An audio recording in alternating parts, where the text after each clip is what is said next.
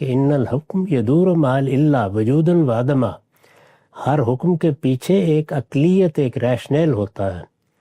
تو مرد و زن کے آداب بتائے گئے ہیں وہ بھی کسی ریشنل پر مبنی ہیں. ظاہر ہے کہ اس میں مرد اور عورتیں وہ تو متعین ہیں، ان کے بارے میں مرد اور عورت کے الفاظ ہی استعمال کر کے قانون بتا دیا جائے گا.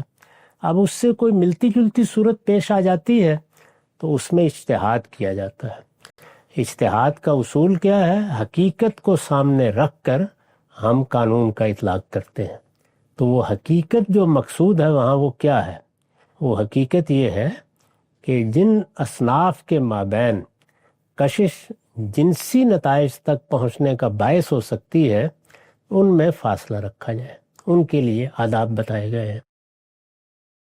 یہ چیز اگر کسی شخص کو خود اپنے بارے میں معلوم ہے تو جس طرح کا میلان وہ رکھتا ہے وہ خود احتیاط کرے، اور اگر ہمارے علم میں آ جائے گا تو ہم احتیاط کریں گے. چنانچہ ہمیں معلوم ہے کہ رسالت مآب کے زمانے میں بعض خواجہ سرا تھے جن کے بارے میں یہ خیال کیا گیا کہ ان کو کوئی میلان عورتوں کی طرف نہیں ہے.